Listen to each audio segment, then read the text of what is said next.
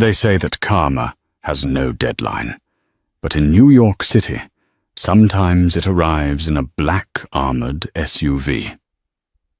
On a freezing Tuesday in December, 23-year-old Agatha Jenkins lost her job for being the only human being in a room full of monsters. She knelt on a dirty floor to help a frail, fallen woman while the city's elite pointed, laughed, and filmed it for their Instagram stories. They didn't know that the woman on the floor was the only person in the world feared by the Reaper himself. They laughed at the waitress. 10 minutes later, nobody was laughing. This is the story of how a single act of kindness brought an empire to its knees. The invitation-only gala at the St. Regis, New York on East 55th Street was the kind of event where the air conditioning smelled like vanilla orchids and old money. It was the annual Winter Solstice Charity Ball, a title that Agatha Jenkins found ironic, considering the ticket price alone could have fed her entire neighborhood in Queens for a year. Agatha adjusted the collar of her stiff polyester uniform. It was 2 sizes too big, scratching at her neck.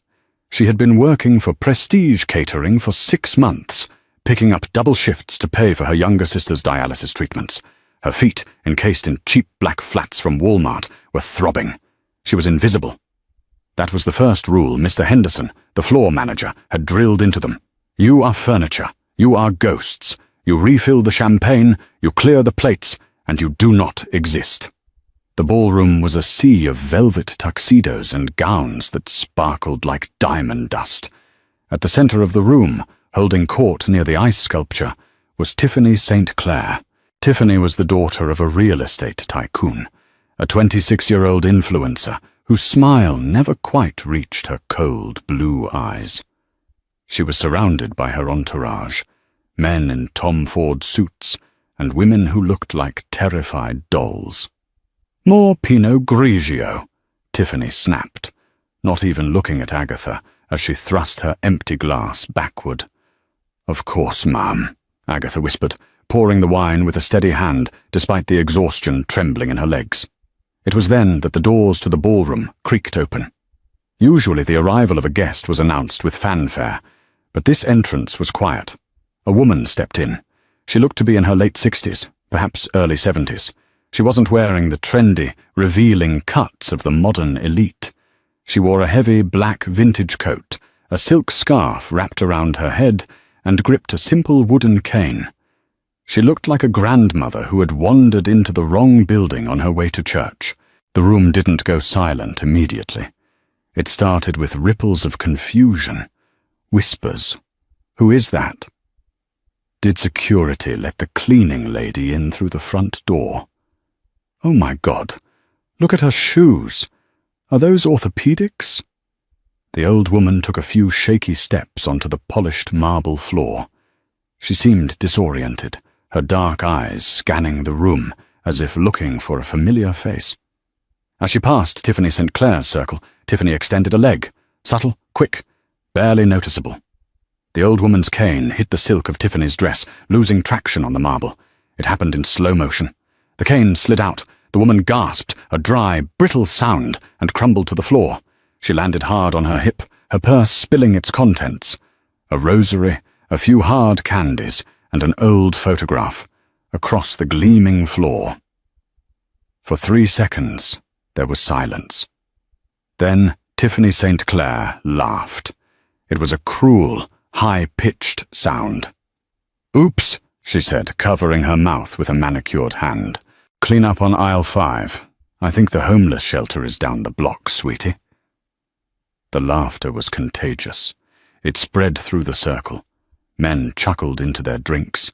Women smirked. Not a single person moved to help. They stood there, holding their $5,000 clutches, watching an old woman struggle to push herself up, her face contorted in pain and humiliation. Mr. Henderson, the manager, was rushing over, but not to help. He was speaking into his headset, his face red. "Security, get this vagrant out of here. She's ruining the aesthetic." Agatha didn't think. She didn't calculate the cost of her rent or her sister's medical bills. She just saw her own grandmother. She saw a human being. She dropped her serving tray.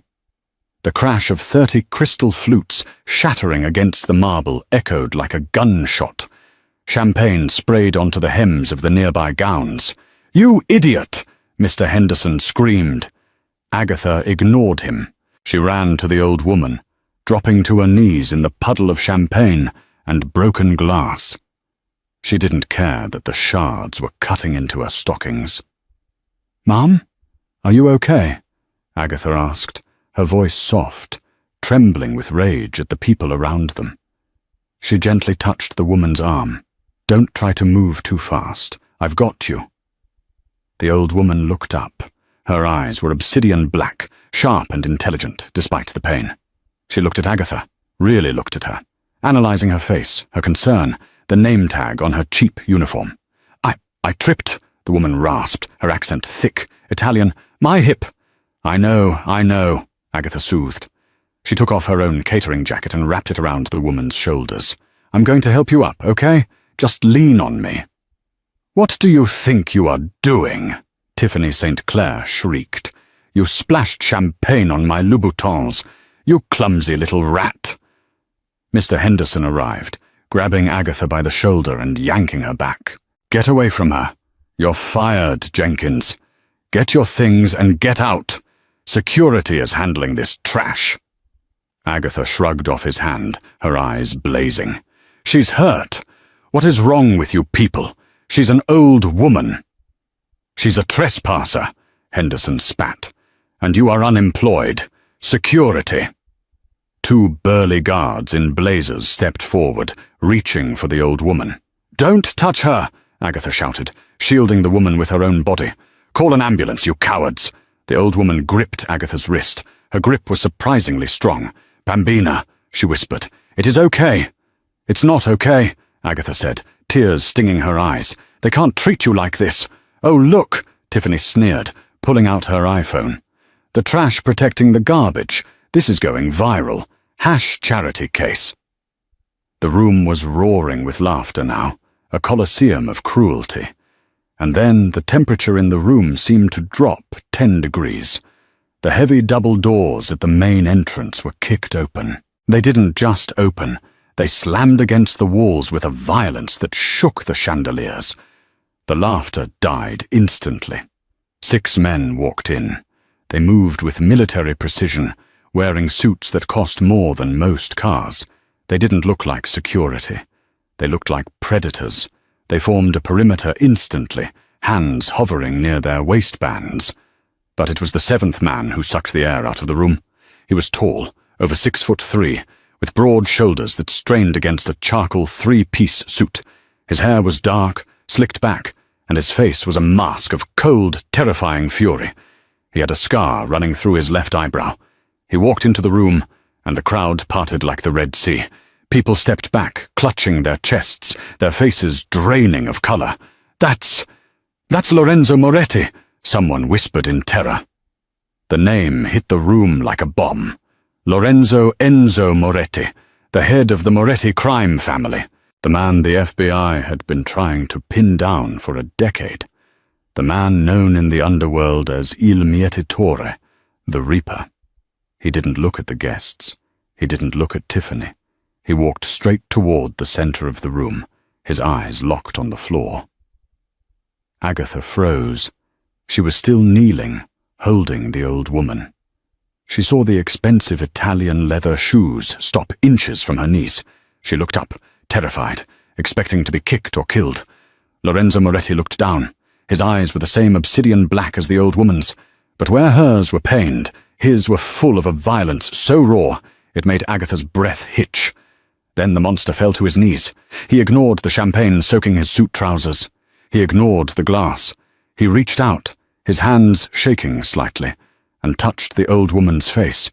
"Mama," he whispered, his voice a low rumble that carried across the silent room. "Mama, are you hurt?" A collective gasp went through the room. The glass fell from Tiffany St. Clair's hand and shattered. The homeless trespasser wasn't a vagrant. She was Donatella Moretti, the matriarch, the only person Lorenzo Moretti loved, the only person who could tell the devil what to do. Donatella looked at her son. Then she looked at Agatha. She patted Agatha's hand. "I am hurt, Lorenzo. I fell. But this Angelo, she helped me when the others—" They laughed. Lorenzo slowly turned his head. He didn't stand up yet. He just turned his neck, scanning the crowd. His gaze landed on Mr. Henderson, who was trembling so hard his knees knocked together. Then his eyes slid to Tiffany St. Clair. "They laughed?" Lorenzo asked softly. "They laughed," Donatella confirmed. "And this man, he fired her for helping me." Lorenzo stood up. He towered over Agatha. He extended a hand to her. "Stand up," he commanded. Not unkindly, but with absolute authority. Agatha took his hand. He pulled her up effortlessly. "What is your name?" he asked. "Agatha. Agatha Jenkins." "Agatha Jenkins," Lorenzo repeated, as if memorizing a scripture. He took off his own suit jacket and placed it over his mother's shoulders, over Agatha's cheap catering jacket. He turned to the room. "Lock the doors," he said to his men. The heavy thud of the locks engaging echoed through the silent ballroom. "Nobody leaves," Lorenzo said, his voice calm, which made it infinitely more terrifying, "until I find out who tripped my mother." The atmosphere in the St. Regis ballroom had shifted from a celebration of wealth to a hostage situation in less than 60 seconds. The band had stopped playing mid-note. The waiters were pressed against the walls, trying to blend into the wallpaper. Lorenzo Moretti stood in the center of the circle, one hand resting protectively on his mother's shoulder as she sat on a velvet chair one of his guards had rushed over. "My mother," Lorenzo began, his voice projecting without a microphone, "came here tonight to donate anonymously to the Children's Hospital Fund. She likes to see where the money goes. She walked in the front door, and you treated her like stray dog." He walked slowly toward Tiffany St. Clair. Tiffany was pale, her lip quivering. The arrogance was gone, replaced by the primal fear of a prey animal cornered by a wolf. I didn't know," Tiffany stammered. "Mr. Moretti, please, it was a misunderstanding. She looked poor." Lorenzo stopped inches from her face. He smelled of tobacco, expensive cologne, and gunpowder. "She looked poor," he repeated flatly. "And that made it funny?" "No, I didn't mean—" "I saw the video," Lorenzo said, nodding toward one of his men who was holding Tiffany's phone. He had snatched it from her hand moments ago. "You were live streaming. Clean up on aisle 5, correct?" Tiffany couldn't breathe. She nodded, tears streaming down her face, ruining her spray tan. "You have 5 seconds to apologize to my mother," Lorenzo said. "And if I don't believe you mean it, you will leave this party through the window." "We are on the 42nd floor," Tiffany threw herself at Donatella's feet. It was pathetic. "Mrs. Moretti, I am so sorry. I'm so stupid. Please forgive me. I'll donate everything. I'll do anything." Donatella looked at the crying girl with eyes of steel. She didn't say a word. She just looked away. Lorenzo turned to Mr. Henderson. The manager was sweating so profusely his collar was soaked. "And you," Lorenzo said. "You fired the only person with a soul in this room." "Company policy, sir," Henderson squeaked. "She dropped a tray.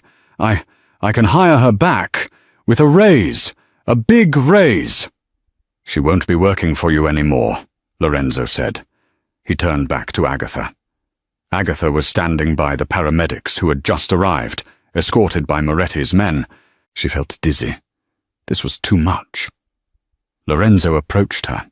The menacing aura vanished, replaced by a strange, intense curiosity. "My mother says you shielded her, that you stood between her and my security." "I thought they were going to hurt her," Agatha said, her voice shaking. "I didn't know they were yours.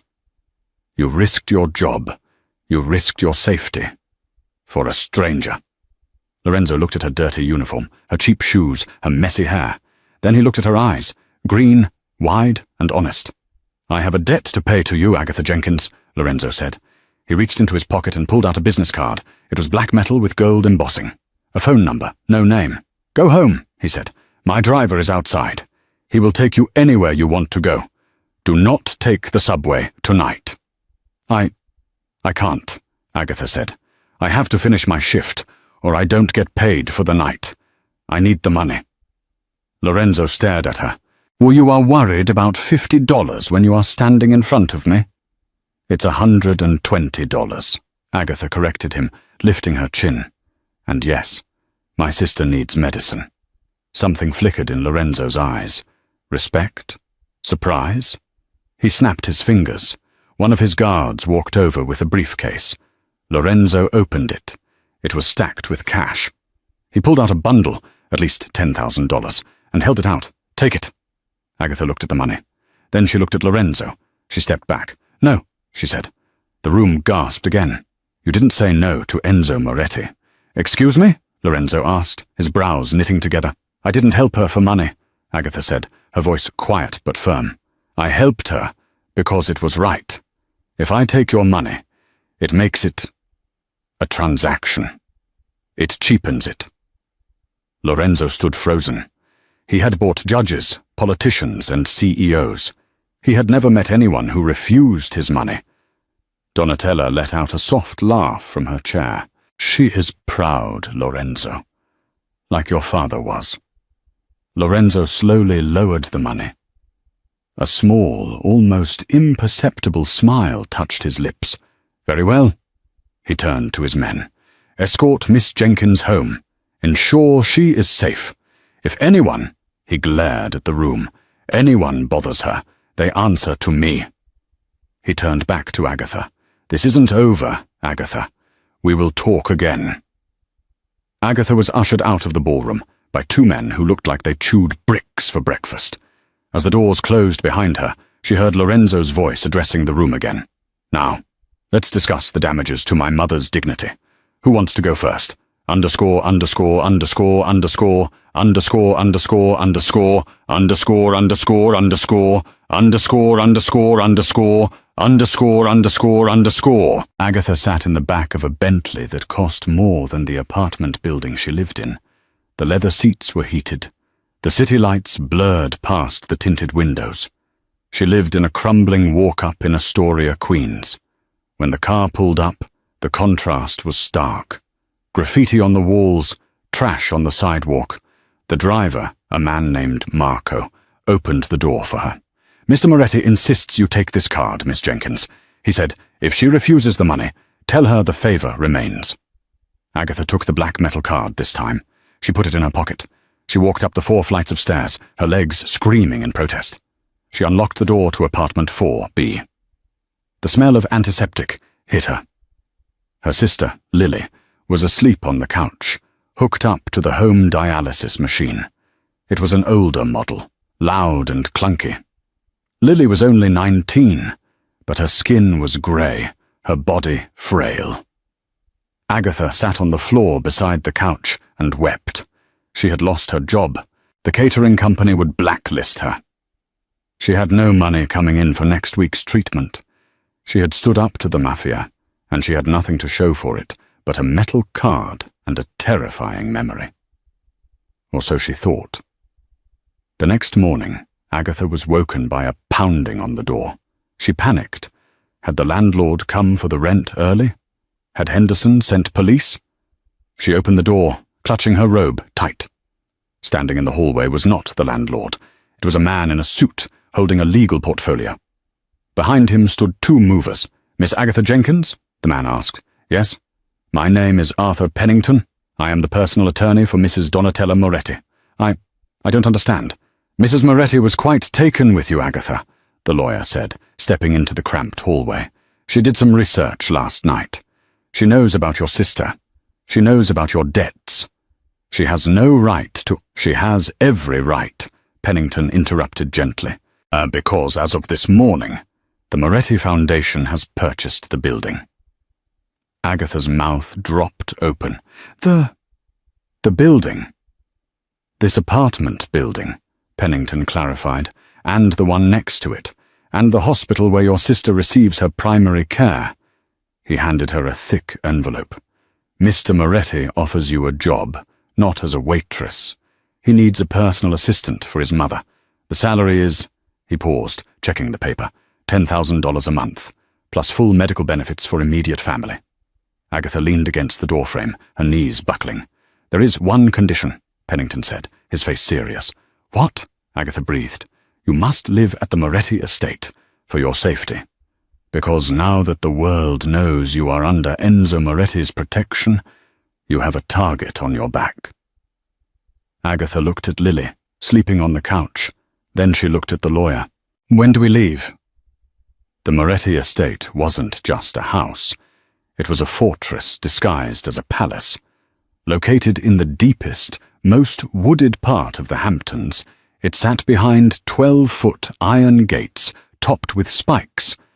As the Bentley rolled through the entrance, Agatha saw armed guards patrolling the perimeter with German shepherds. Agatha gripped Lily's hand.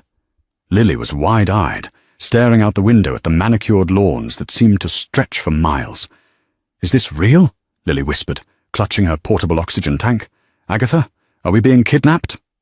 "We're being hired," Agatha said, though she wasn't entirely sure herself. "Just remember, we stick together." The car stopped in front of a limestone mansion that rivaled the White House in size. The massive oak doors opened, and a line of staff stood waiting. But standing at the top of the stairs, alone, was Lorenzo Moretti. He had changed out of his suit into a black button-down shirt and dark jeans, but he looked no less dangerous. His sleeves were rolled up, revealing tattoos that wrapped around his forearms, intricate, dark ink that looked like thorns and religious iconography. He walked down the stairs as Marco opened the car door. Lorenzo didn't look at Agatha. He looked straight at Lily. "You must be Lily," he said. His voice was softer than Agatha had ever heard it. Lily nodded, intimidated. "Yes, sir. My mother has prepared the East Wing for you. It has been equipped with hospital-grade filtration and a dedicated power generator for your equipment. Dr. Aris Thorne, the best nephrologist in the state, will be here at 4 p.m. to review your case." Agatha stepped out, stunned. You did all that in 4 hours?" Lorenzo finally turned his gaze to Agatha. The air between them crackled. "I don't do half measures, Miss Jenkins. If you are under my roof, your problems are my problems, and I solve problems quickly." "Thank you," Agatha breathed. "Don't thank me yet," Lorenzo said, his eyes darkening. "This isn't a vacation. You are here to work. My mother is stubborn, refuses her medication, and thinks she is invincible. Your job is to keep her alive. If she falls again, if she misses a dose, you answer to me." "I can handle it," Agatha said, lifting her chin. "We'll see. Underscore, underscore, underscore, underscore, underscore, underscore, underscore, underscore, underscore, underscore, underscore, underscore, underscore, underscore, underscore, underscore. The first week was a blur of luxury and tension. The East Wing was larger than Agatha's entire apartment building. Lily was settling in, her color returning thanks to the high-quality food and medical care. Agatha's job was surprisingly difficult. Donatella Moretti was a force of nature. She hated being treated like an invalid. She tried to hide her pills in flower pots. She tried to sneak espresso when her heart rate was too high. She tried to walk the grounds without her cane. Agatha became the only person who could tell the matriarch no.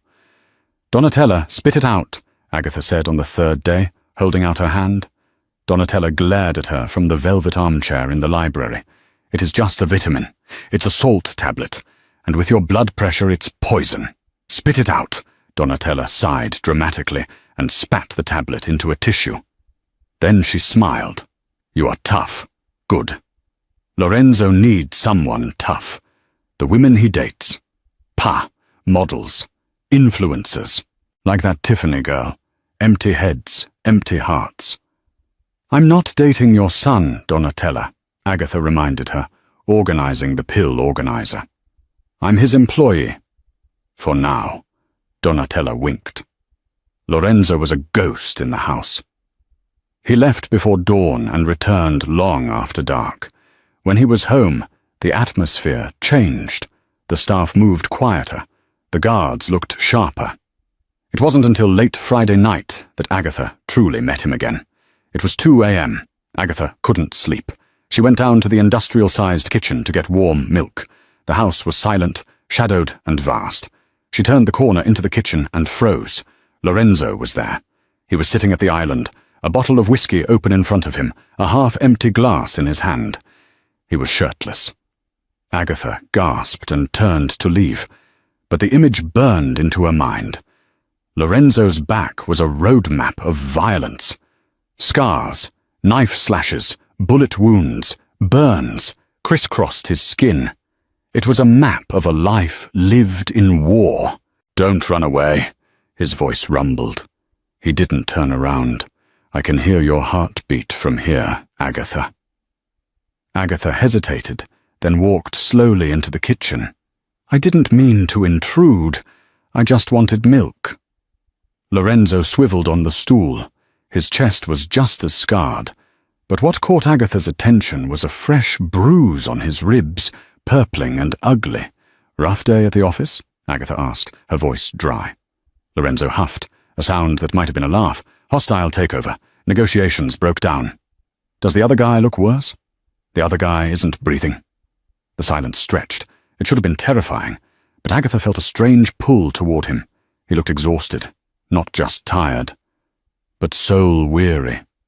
"You're bleeding," Agatha said, pointing to a cut on his bicep. "It's nothing." "Sit still." Agatha went to the first aid cabinet she had organized for Donatella. She grabbed antiseptic and bandages. She walked back to him. Lorenzo watched her. He didn't move as she stepped between his spread knees. She poured antiseptic on a cotton pad. "This will sting," she said. "I don't feel sting." She dabbed the cut. He didn't flinch. His muscles were rock hard under her fingers. She could feel the heat radiating off him. Being this close to him felt like standing next to a furnace. "Why did you really take us in?" Agatha asked softly, applying the bandage. "It wasn't just because I helped your mother. You don't strike me as a charitable man." Lorenzo looked down at her. His hand moved almost involuntarily, hovering near her waist before he gripped the edge of the stool instead. "You're right. I'm not charitable. I'm possessive." Agatha looked up, locking eyes with him. "What does that mean?" "It means," Lorenzo said, his voice dropping to a gravelly whisper, "that in my world, loyalty is the rarest currency. You showed loyalty to a stranger who had nothing to offer you. That makes you rare. And I collect rare things. Is that all I am? A collectible?" Lorenzo leaned in. His face was inches from hers. She could smell the whiskey and the metallic scent of danger. "No, you are a liability, because looking at you makes me want to burn the world down just to keep you warm, and I can't afford that distraction." Agatha's breath hitched. Lorenzo abruptly stood up, backing away from her. The moment shattered. "Go to bed, Agatha," he commanded coldly. "Lock your door." He grabbed the whiskey bottle and stormed out of the kitchen, leaving Agatha standing there, her heart pounding against her ribs like a trapped bird. The truce between Agatha and Lorenzo was fragile.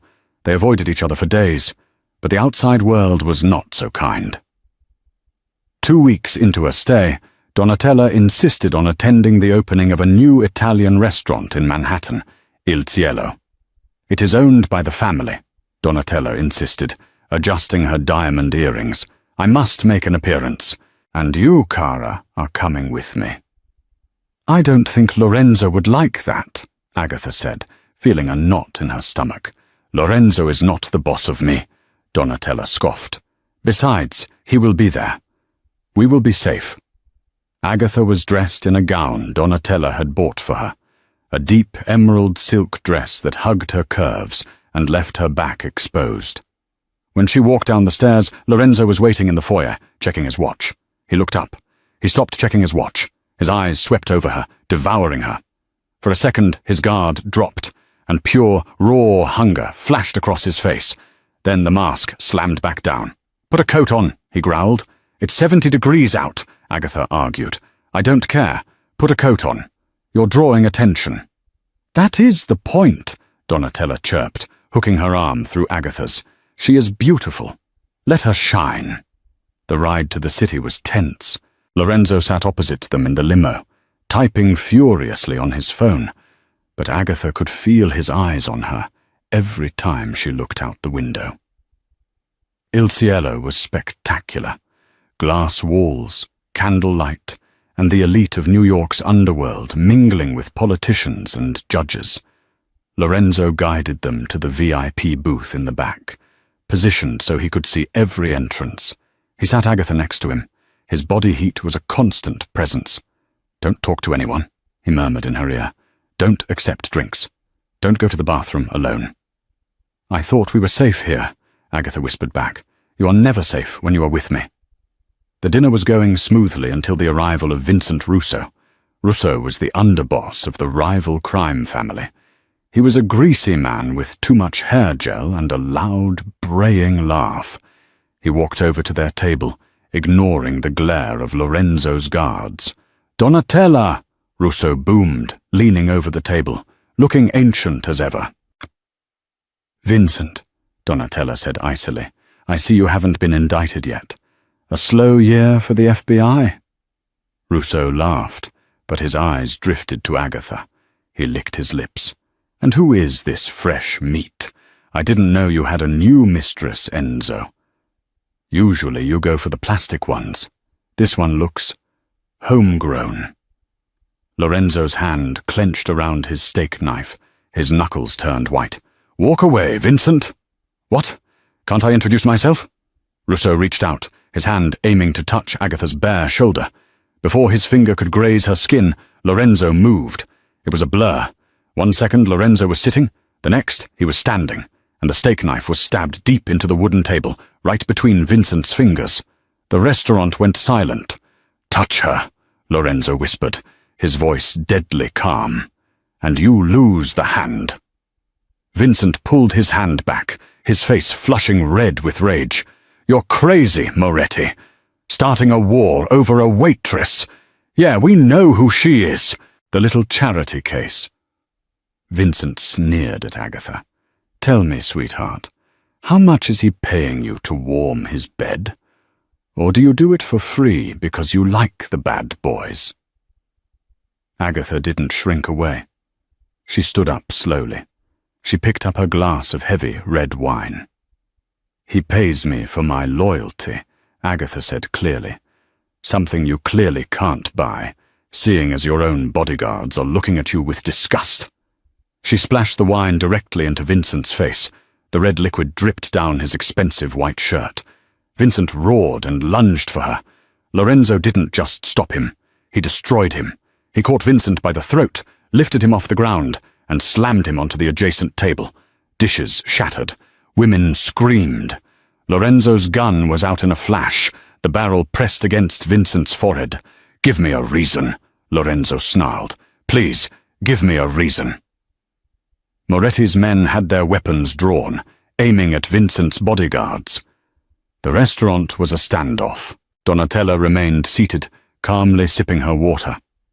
"Lorenzo," Donatella said softly, "not here. The risotto is excellent.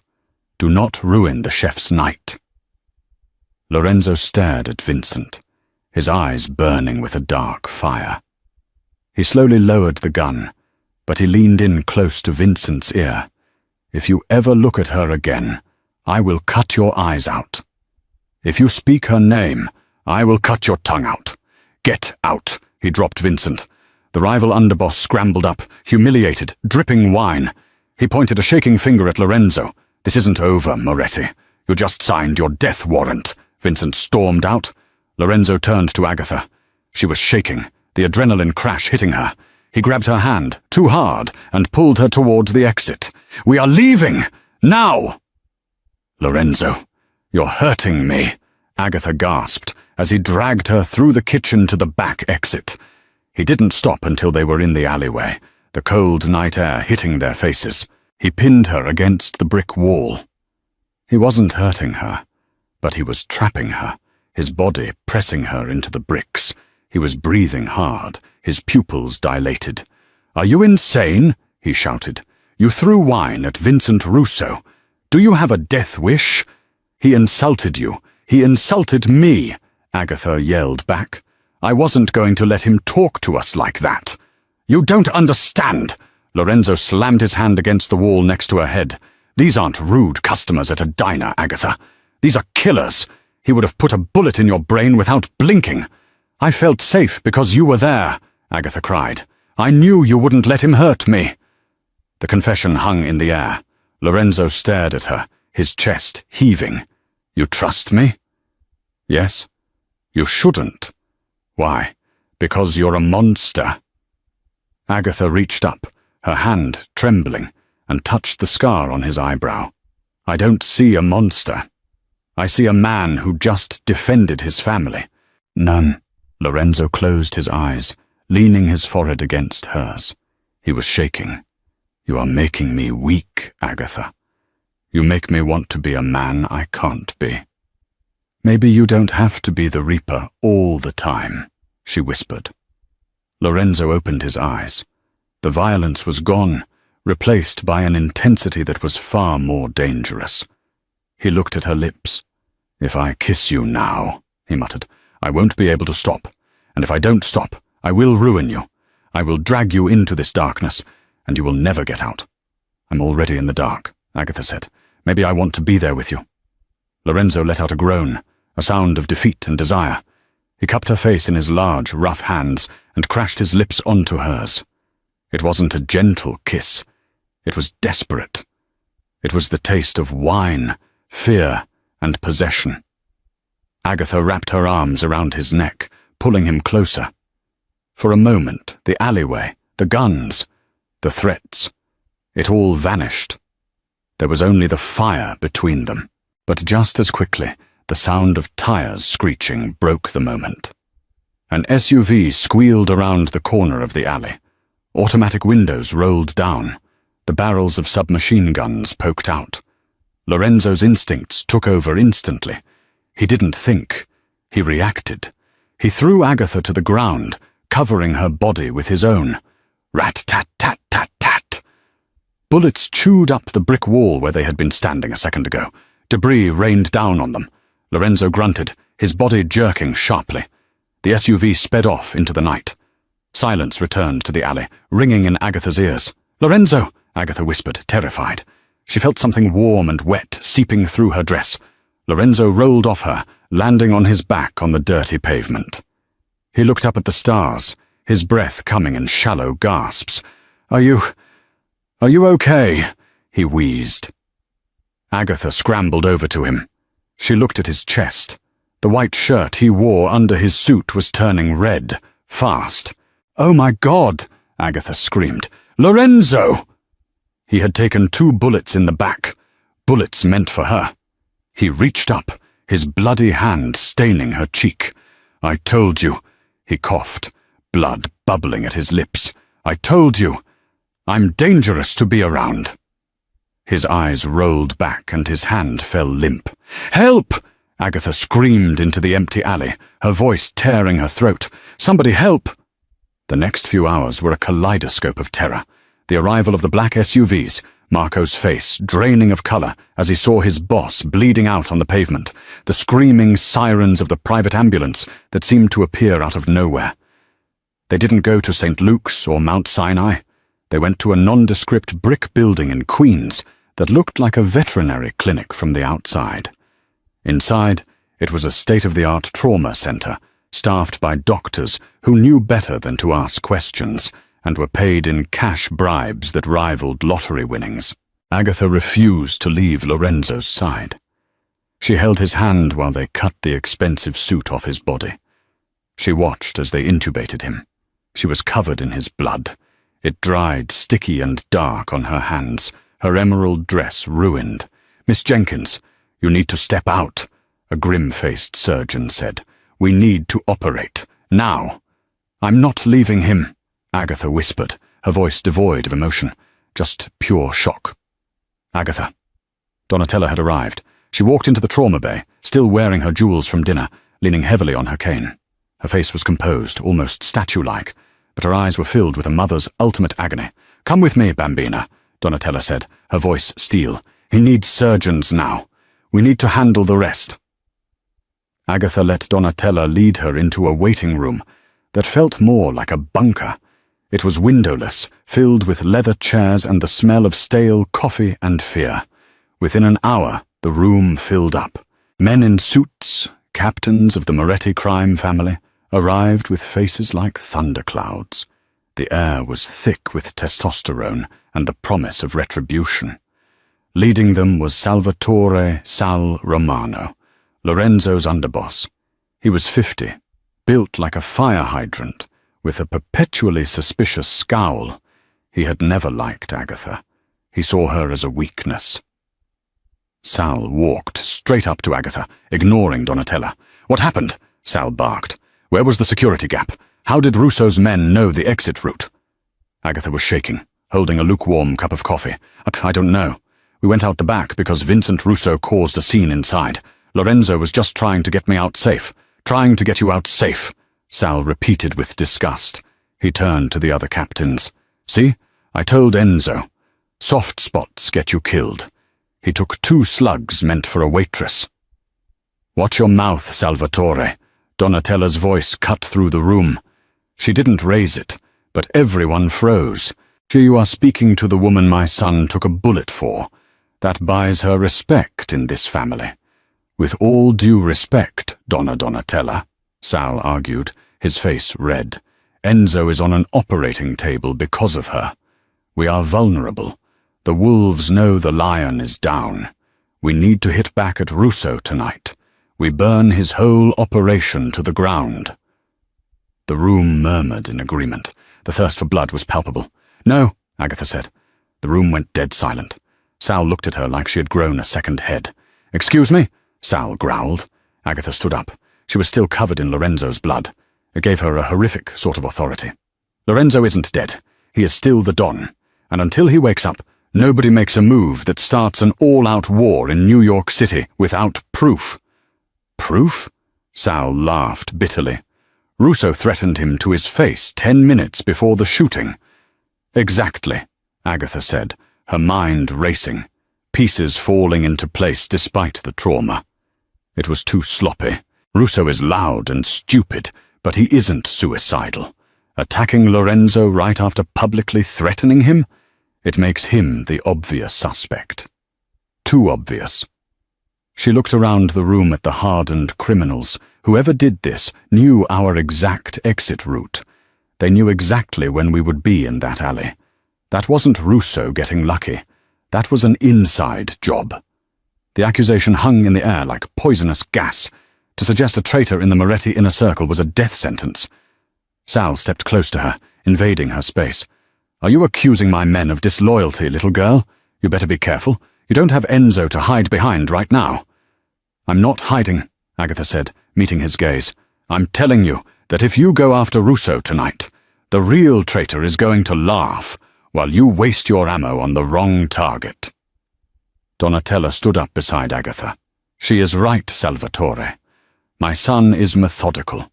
He would want to know the truth before we paint the streets red.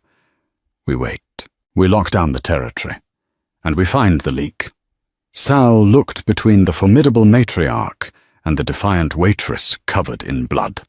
He cursed under his breath. "Fine, we lock down. But if Enzo dies," he looked at Agatha, "this is on you." Underscore, underscore, underscore, underscore, underscore, underscore, underscore, underscore, underscore, underscore, underscore, underscore, underscore, underscore, underscore, underscore. The surgery took 9 hours.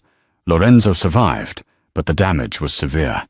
One bullet had nicked a lung, the other had lodged near his spine. The doctors put him in a medically induced coma to let his body heal. For 3 days, Agatha didn't leave the hospital. She slept in the chair next to his bed. She learned the rhythm of the ventilator breathing for him. The mighty Lorenzo Moretti looked human, pale, covered in wires and tubes. But even in stillness, he possessed a gravity that drew her in. On the 3rd night, sitting in the dim light of the machines, Agatha took his limp hand.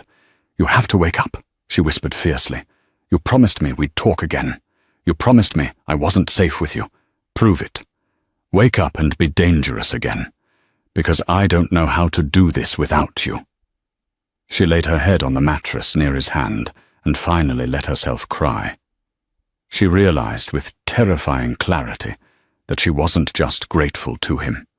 She wasn't just loyal. She was in love with the monster who had saved her life, and the monster was currently defenseless. Outside the hospital room, the city was brewing.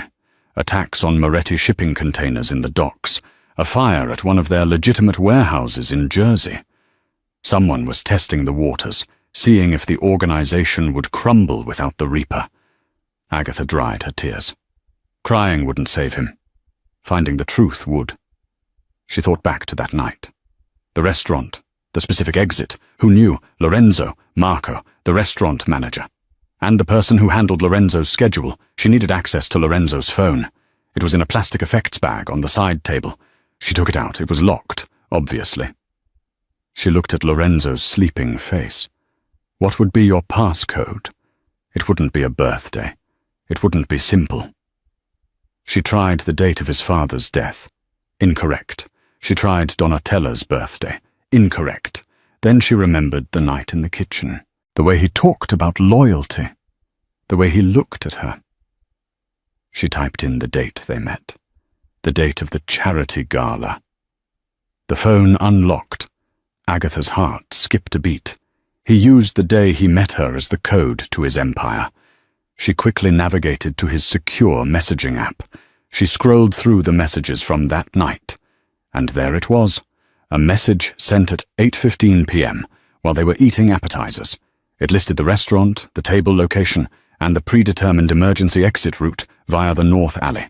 The recipient was listed only as Asset 4, but it wasn't the recipient that made Agatha's blood run cold. It was the sender. The message hadn't come from Lorenzo's phone.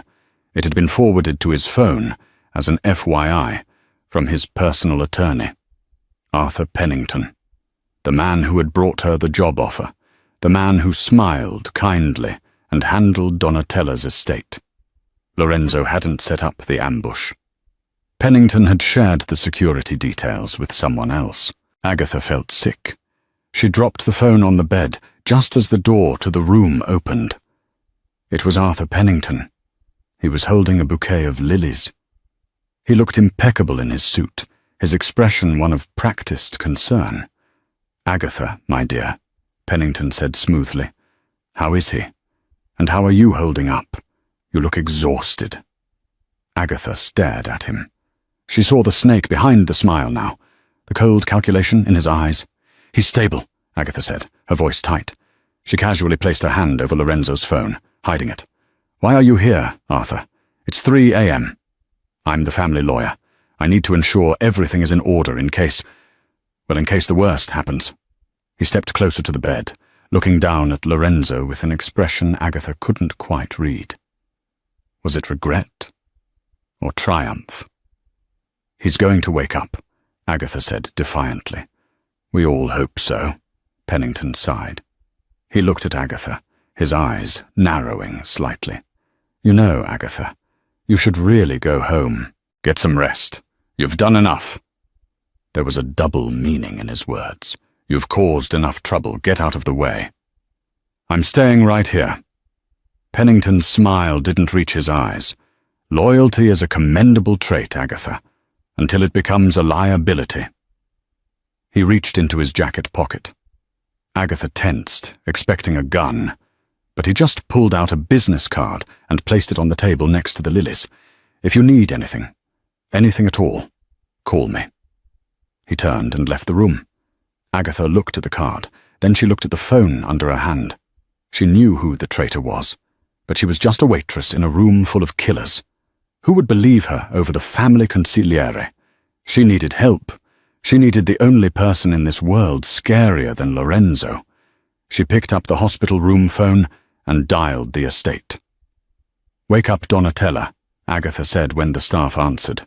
"Tell her I know who tried to kill her son." The hospital room felt like a tomb. Machines whispered and breathed for Lorenzo, each mechanical hiss a reminder that death was still close enough to touch. Donatella Moretti stood in the shadows, her black coat still on, her posture unyielding. She had come quietly, through service halls and guarded elevators, carrying her son's phone in her gloved hands. The message from Arthur Pennington burned on the screen. "He has been family for 30 years, she said at last, "and he sold us." "He thinks Lorenzo is weak," Agatha replied, standing by the darkened window. "He thinks caring about someone made him vulnerable." Donatella studied her. The girl from the gala was gone. In her place stood a woman with steel in her spine. "And was he right?" Donatella asked. "No," Agatha said. "It gave him something worth surviving for." Silence followed, then resolve. "We tell him Lorenzo is waking up," Agatha said. "That's how we draw him out. Underscore, underscore, underscore, underscore, underscore, underscore, underscore, underscore, underscore, underscore, underscore, underscore, underscore, underscore, underscore, underscore." At 4:12 a.m., the door moved. Arthur Pennington slipped inside wearing scrubs, calm and precise. He locked the door, crossed the room, and reached for the IV. The syringe in his hand gleamed under the monitor's glow. "You chose war for a girl," he murmured to the unconscious body. "She's not just a girl," Agatha said. Pennington spun. Agatha stepped from the shadows, phone raised, recording every word. He smiled thinly, offered money, threatened ruin, took a step toward her. Then a hand burst from the sheets. Lorenzo's grip crushed Pennington's wrist. His eyes were open, clear, burning, alive. "I was never asleep," Lorenzo rasped. "I was waiting." The syringe fell. Pennington begged, promised everything. One shot ended it. When Lorenzo collapsed, Agatha caught him, blood soaking her hands as she held him together. "I chose war for you," he whispered. "And I'll choose you every time," she answered. Underscore, underscore, underscore, underscore, underscore, underscore, underscore, underscore, underscore, underscore, underscore, underscore, underscore, underscore, underscore, underscore. 6 months later, the ballroom glittered again. Mr. and Mrs. Moretti. They descended the stairs like fate itself. Lorenzo, scarred but standing. Agatha, radiant and unbowed. The room parted. Fear replaced laughter. Agatha stopped beside Tiffany St. Clair. "Careful with your drink," she said softly. "The staff works very hard." Then she turned away. As they danced, Donatella raised her glass. Agatha rested her head against Lorenzo's chest. Over the scar that marked the night, kindness became power. They said mercy was weakness. They were wrong. The waitress was gone. Long live the Queen. And that is how Agatha Jenkins went from clearing tables to ruling the table. It's a reminder that you never know who you are talking to. That old woman on the bus? That quiet man in the coffee shop? They could be the key to your destruction. Or your destiny. In the end, Tiffany St. Clair learned the hard way.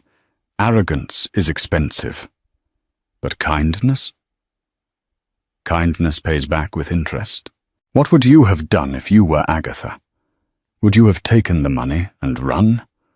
Or would you have stayed to fight for the monster who saved you? Let me know in the comments below. I read every single one.